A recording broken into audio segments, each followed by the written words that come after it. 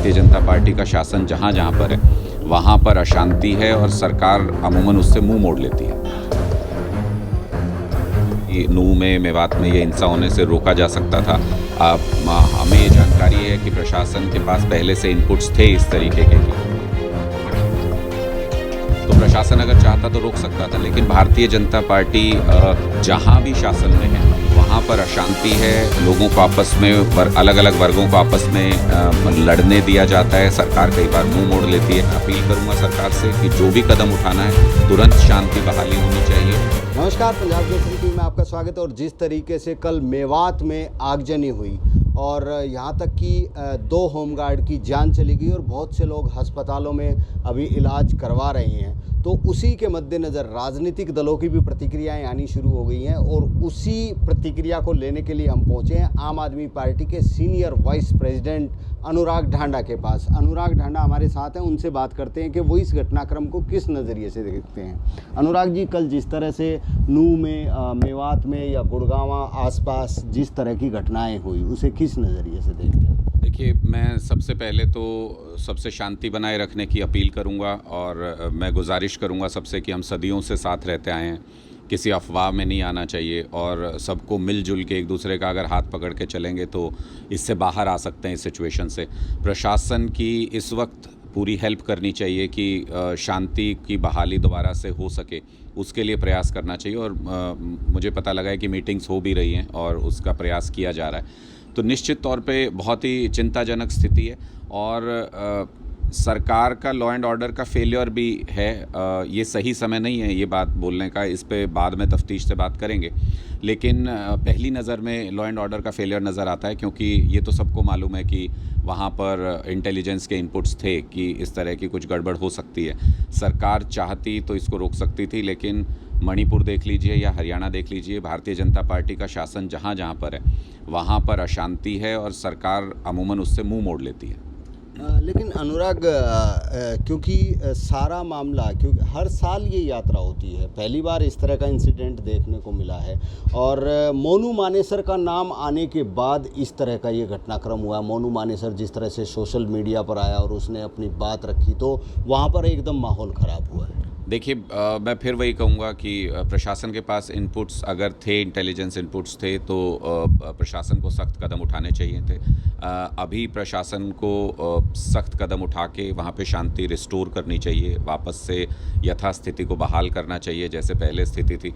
और ये लोगों को भी समझना पड़ेगा कि एक दूसरे से लड़ने लड़ाने से, इन अफवाहों के झांसे में आने से पूरे समाज का नुकसान होता है, फ़ायदा किसी का नहीं होता है। तो इसलिए ये खुद भी समझना पड़ेगा कि इस तरीके की अफवाहों में और इस तरीके के जाल में ना फंसें और इससे बाहर आकर के आपसी भाईचारे को बढ़ाने के लिए काम करें।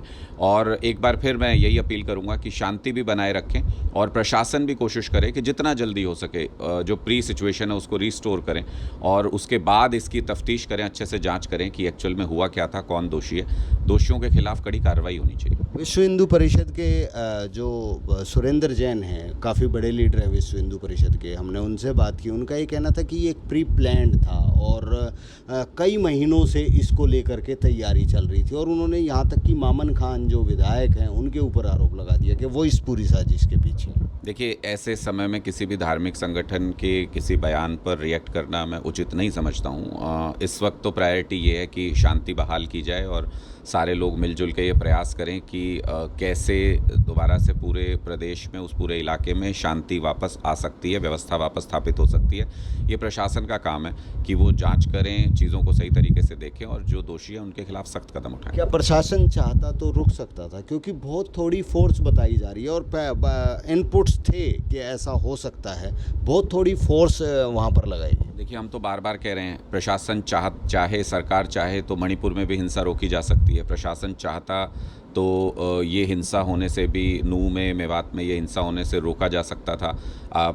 हमें ये जानकारी है कि प्रशासन के पास पहले से इनपुट्स थे इस तरीके के कि कुछ हो सकती है गड़बड़ वहाँ पर, तो प्रशासन अगर चाहता तो रोक सकता था। लेकिन भारतीय जनता पार्टी जहाँ भी शासन में है वहाँ पर अशांति है, लोगों को आपस में अलग अलग वर्गों को आपस में लड़ने दिया जाता है, सरकार कई बार मुंह मोड़ लेती है। ये अच्छी व्यवस्था नहीं है। इसको भारतीय जनता पार्टी को भी ये समझना चाहिए और सरकार को भी ये समझना चाहिए कि लोगों ने उनको शांति व्यवस्था लॉ एंड ऑर्डर के लिए चुना है और उसको मेंटेन करना मुख्यमंत्री की और बीजेपी सरकार की पहली जिम्मेदारी है। तो कहीं ना कहीं ये पूरे प्रदेश में अलर्ट कर दिया गया है, मस्जिदों पर फोर्स लगा दी गई है, तो उसको किस लिहाज से देखते हैं? क्या ये सही है कि पूरे प्रदेश में इस तरह का माहौल? देखिए, हरियाणा में ये चलता नहीं है। हरियाणा के लोग सदियों से साथ रहते आए हैं और हंसी खुशी हर वर्ग हर समाज के लोग रहते आए हैं और हम अपने एक्सपीरियंस से ये सीख चुके हैं कि इन अफवाहों में जाने से समाज का नुकसान होता है और ऐसा नुकसान होता है जो लंबे समय तक फिर वो ज़ख्म रहता है। तो इसलिए लोग भी अब काफ़ी जागरूक हो गए हैं। इस वजह से आपने खुद ही देखा कि जिस इलाके में यह हिंसा हुई वहाँ पर अब मीटिंग्स हो रही हैं, दोनों तरफ से शांति बहाली की कोशिश हो रही है। तो लोग जागरूक हैं। अगर किसी ने कोई जानबूझ के भी ऐसी हरकत की है या किसी ने हिंसा फैलाने की कोशिश की है, प्रशासन तो उसके साथ सख्ती बरतनी चाहिए प्रशासन को। तो लोगों को भी ऐसे लोगों को ढूंढ के निकालना चाहिए जो समाज में शांति को ख़त्म करना चाहते हैं या समाज में इस तरीके की अशांति फैलाते हैं। कई लोगों की जान चली गई है, बहुत से लोग घायल हैं, बहुत प्रॉपर्टी को नुकसान हुआ है, गाड़ियां जला दी गई हैं लोगों की। तो क्या सरकार से कोई अपील? मेरी एक ही अपील है प्रशासन से। मैंने कल भी मुख्यमंत्री जी से भी ये अपील की थी कि जितना जल्दी हो सके आपको जो भी कदम उठाना पड़े शांति को बहाल करना चाहिए, क्योंकि आपसी बातचीत के ज़रिए ही किसी भी समस्या का समाधान हो सकता है। प्रशासन अगर पहले वो तेज़ी नहीं दिखा सका, उस तरीके से अलर्ट नहीं रहा, तो अब वो समय है कि इसको तुरंत कंट्रोल में लेना चाहिए और ये बात आगे नहीं बढ़नी चाहिए यहाँ से।